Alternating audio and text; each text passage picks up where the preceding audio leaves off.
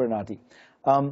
Tom, one of the things that I think has not been remarked upon enough, despite the fact that we've talked about this election so much, is the extraordinary victory, in a sense, for a Russian black ops cyber war in the United States. But of course, it has happened in other places. Yeah, I mean, it's actually terrifying. I mean, Putin voted in our election. He voted through WikiLeaks, and that damaged Hillary Clinton. But, you know, Putin's a guy who's always looking for dignity in all the wrong places, okay? By taking a bite out of this neighbor or that neighbor. At the end of the day, to thrive in the 21st century, it's all about how well you nurture your own human capital. And so, obviously, he influenced our election. I'm deeply upset and worried about it because he did it for a reason, because he thought Trump was incapable of leading the Western alliance, and this would lead to the breakup of the Western alliance.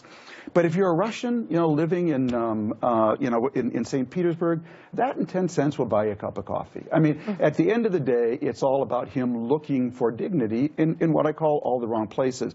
I think, though, to go back just for a second to our previous conversation, what's also upsetting people is not just the cultural thing. It's something broader. You know, in my book, I quote a Minnesota congressman. He talked about growing up in Minnesota, being a worker, an average worker in Minnesota in the 60s and 70s. He said to be an average worker in Minnesota in the 60s, a white blue-collar worker, you needed a plan to fail. There was so much updraft of blue-collar work, and even white-collar work for average educated. You actually needed a plan to fail. Today, you need a plan to succeed, and you have to update it every 6 months, and that is too fast and too demanding for a lot of people, and that's also what that, again, is about. So when you see somebody like Fillon win in France, again, I'm struck by the fact that he's got this strange collection of views, as you say, but one of them is he's very pro-Russian.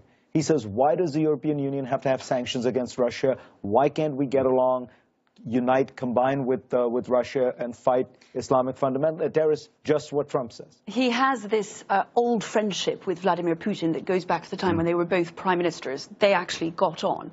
And more profoundly, yes, ideologically, he believes that it is time to look back to Moscow, to build bridges, to help it in Syria with all kinds of extraordinary ideas like helping Hezbollah on the ground. I mean, he goes that far. And so you see this extraordinary thing where, in fact, the power to which the left turned throughout the 20th century, despite human rights abuses and so on, is now the power to which the right turns, despite human rights abuses and its dictatorial nature. It's an extraordinary shift, and I think one that we hadn't quite seen coming.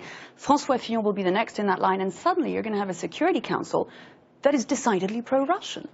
And you know, this is happening in the context of a new ideology almost. You have, the leader of Hungary, leaders of Poland, all talking about illiberal democracy.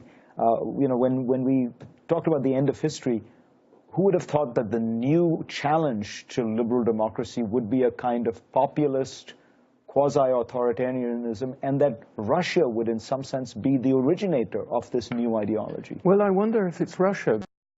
I think the real winner in all this is not Putin, because Russia is a pretty rubbishy economy, really. It's China.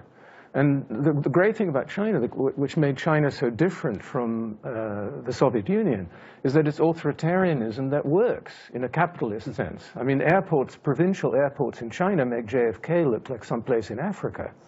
And so that's a very attractive model to people who are drawn to authoritarianism, who are very distrustful of liberal institutions, thinks it's messy and decisions don't get made and so on. So the Chinese model of a strong man who can make things happen is dangerously attractive, and Putin is sort of part of that too, but he's much less successful, and therefore, in the end, I think, much less of a challenge. Yasha Monk, this researcher at Harvard, has this data which shows, he asks in Western countries, I mean, people have been asking, do you think it's vitally important that you live in a democracy? I mean, it's gone from something like 65% in the United States to 25%. Yeah.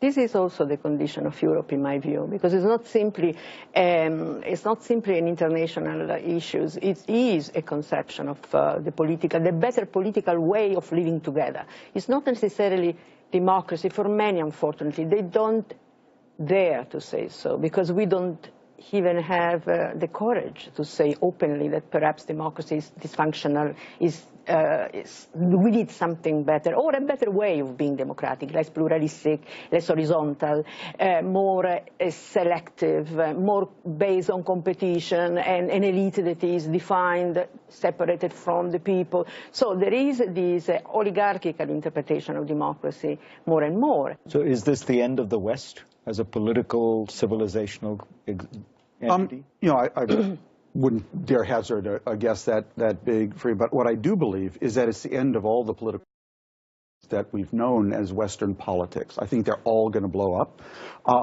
because they were basically designed to respond to the Industrial Revolution, the New Deal, the early IT revolution, and civil rights.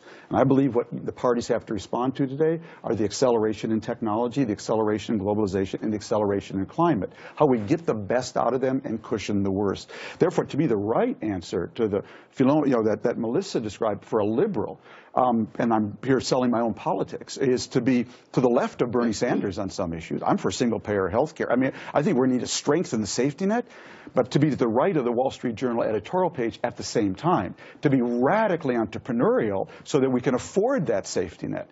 Bernie Sanders was selling a safety net that we couldn't possibly afford, and the people who want radical entrepreneurialism don't understand how many people have been unmoored and actually are going to need more of a safety net. And I think the candidate who synthesizes the two for Reed is going to be the successful party in the future. Maybe Tom Friedman. I get my come from a small town in Minnesota. I get my aggravation playing golf. Thank you. Thank you all very much.